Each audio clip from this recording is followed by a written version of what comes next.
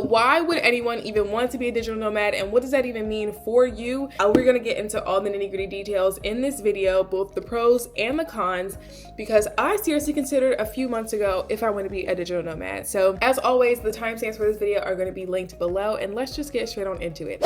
So there are two jobs that people typically have when they are digital nomads. They either are a remote worker, where they have a job that is based in the United States, but they're deciding to live outside of the United States, or they are a business owners that owns a business typically online, so they can run their business from anywhere in the country. Both of these types of people will go one of two different routes in their digital nomad journeys. So they will either live in one place outside of the US, and then they will travel on the weekends. So let's say they live in Spain, and then they will travel to other countries throughout Europe, on the weekends, or every other week, or for a few days out of the week.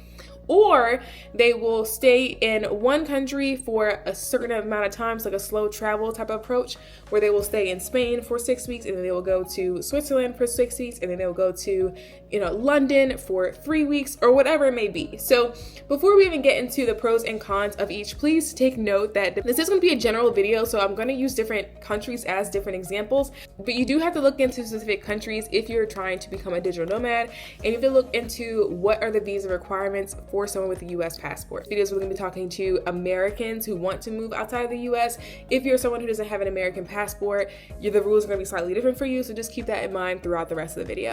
The first pro of living outside the US in a digital nomad sense is the standard of living is typically a lot lower outside of the US, meaning that it is cheaper for you to have the same standard of living somewhere else.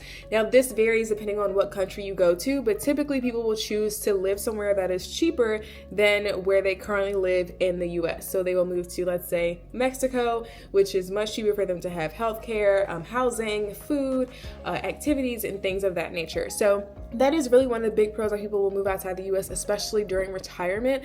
That is something that people will heavily consider, of the cost difference between the US and wherever they are planning to move to or live for several weeks or months at a time. The second pro, and this is typically for people who are remote workers, and that is that you earn in the USD, so you earn in the US dollar, but then you spend that US dollar in another country. So the US dollar is one of the strongest currencies in the world, and because of that, your money can go a lot further in another country. So this is similar to the standard of living thing, but if you earn in the USD through your job, and then you convert the USD to whatever the currency is in that city or in that country, you will see your dollar go a lot further, as opposed to if you had earned in that country's currency. So as an example, if you decide to move to Japan, it is much better for you to earn your income in the USD versus the yen, because the yen is not very strong right now. So if you earn in the USD, you can just convert to the yen, and again, your money will go much, much further. Now, this isn't a pro if you're moving to somewhere that is more expensive, or if the currency is ranked higher than the USD. So if you move to somewhere like Switzerland,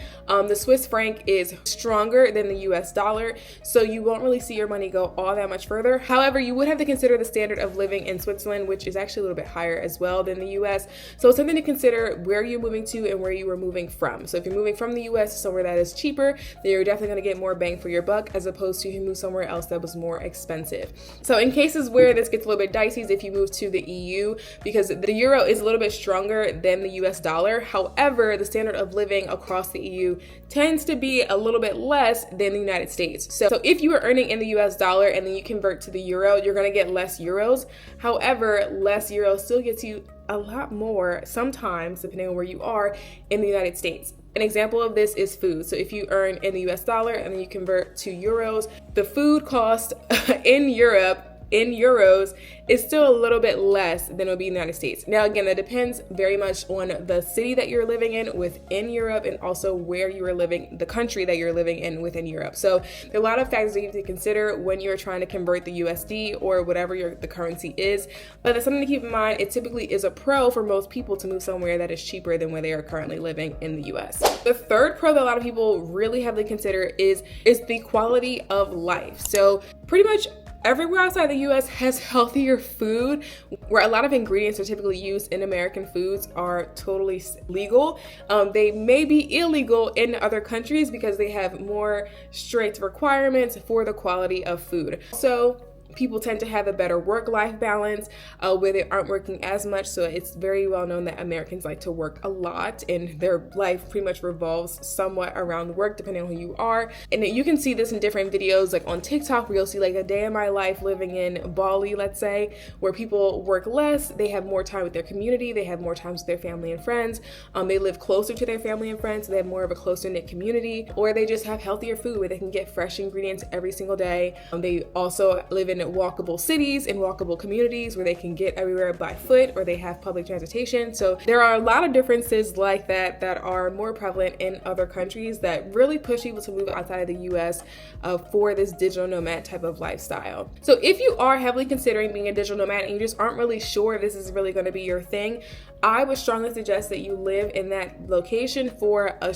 longer period of time. So the US passport is the 7th strongest passport in the world at the time of me recording this video, which means that you can go almost anywhere without having a visa or without having to do a strenuous application process. So let's say you're considering being a digital nomad in France. You can test it out by going to stay in France for an extended period of time. So let's say 45 days, because the US passport will allow you to stay in France without a visa for up to 90 days at a time. So if the digital nomad lifestyle is something that you are considering, just try it out in a smaller chunk of time before you actually make the big move, because it will really give you an idea of if you even jive with the culture, if you like the lifestyle that that country has. If you are a remote worker and you have to work at a different time zone, you know, compared to people in the US, like you can really do a trial run by moving with just a US passport for a prolonged period of time to figure out if that digital nomad lifestyle is for you. So that's something that I strongly recommend, especially if you have an American passport. It is really, really easy for you to just go to another country and just test it out for a bit. Before we get into the cons of being a digital nomad, I will say I decided to live in the United States as a travel influencer in Los Angeles, which is a pretty expensive place to live, and I will get into my personal reasons at the very end of this video. So cons. Okay, the major con, at least to me, would be taxes. So this largely depends on where you are moving and where you are coming from. So if you are moving to, let's say, the EU, typically people pay much more in taxes than you would pay here in the US. So the tax brackets in the US versus the tax brackets in the EU, you're gonna pay a lot more in taxes. Now, generally taxes in other countries will cover things like health insurance or healthcare, which we don't get for free in the US. But if you're a digital nomad, or if you're someone who has a visa in another country, the rules may be a little bit different for your healthcare. So let's say you're moving to Spain, so you would get a digital nomad visa. However, if you're a remote worker that moves to Spain, you have to show that your company has provided healthcare for you. So in that case, you wouldn't really benefit from Spain having universal healthcare. If you were a freelancer, you also would have to show that you have some form of healthcare based in the US. Now, once you live in Spain, Spain will honor your healthcare in their country. However, to get the visa, you have to show that you already have healthcare. So even though you're paying a lot of taxes, you won't necessarily be benefiting from the things that citizens of that country would be benefiting from those taxes. Also, the US will have different agreements between the US and that country. So what that means is, let's say you decide to move to Spain. Spain and the US have an agreement together that says, if our US citizen moves to Spain, they are not going to pay taxes in the US, but they will pay taxes based on Spain's tax laws. So you have to follow all the tax laws that Spain says. Now, as a digital nomad, you won't necessarily be treated as a citizen, so you will be subject to whatever tax laws that they have for digital nomads in that country. Now, that could be more expensive than what you're already paying for, or it could be less expensive. It really depends on what country you're moving to or moving from. Speaking of citizens, another con would be some countries do not allow you to become a full citizen. Depending on where you're moving to, you may not be applicable to become a citizen, and you will always have to have a visa. That doesn't matter to some people, but to some people it does matter, depending on what your career goals are, what your personal goals are. If you have any family goals, let's say you want to start a family, you want to live in another country, there are different rules in different countries. So some countries, for example, let's say you want to move to Dubai. If you move to Dubai, you will not be able to become a citizen of the United Emirates.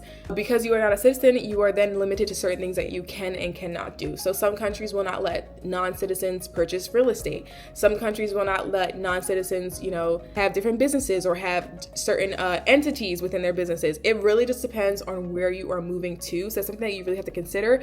If you're someone that wants to build a big business, have an empire, all those things, it may not necessarily be beneficial for you to do so in another country. So even if you've lived in that country for years and years on end, some countries just will not allow you to become a full citizen. So again, that's something that you have to seriously consider for yourself. Now, next is the language barrier. So if you do not speak any other languages, which most Americans only speak English, there can be a huge language barrier that can really inhibit or hurt your experience in that country. Now, because the digital nomad lifestyle has become more common and more frequent since 2020, there are now different expat communities in different cities within different countries, so you can definitely find a community. However, that is your community. So let's say you move somewhere in Mexico and you find a community in Mexico of Americans who have moved out of the US to that city in Mexico. Those are your people. If you want to move somewhere else in Mexico, you have to find a new expat community, which can be difficult depending on personality, whether you're introvert, extrovert, how comfortable you are with people, how uncomfortable you are with people.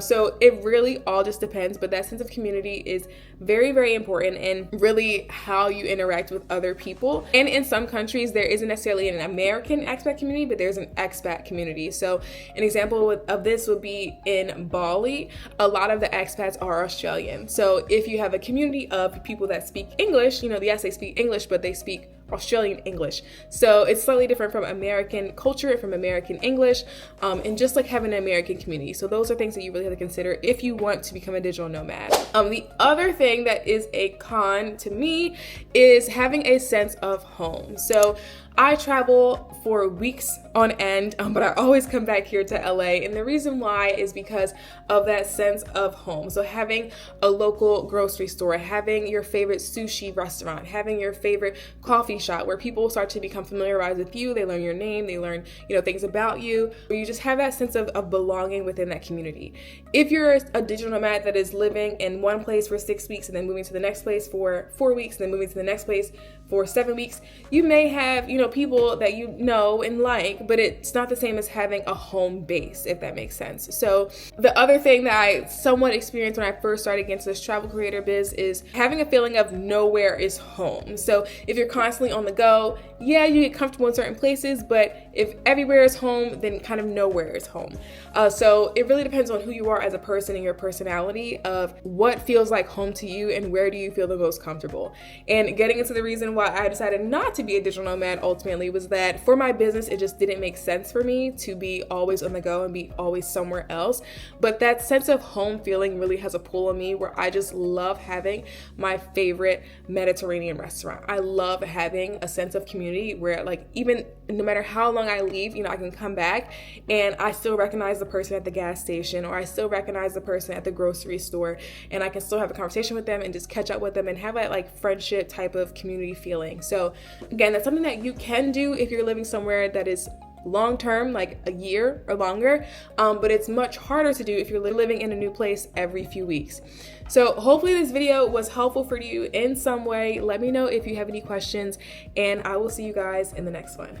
Bye.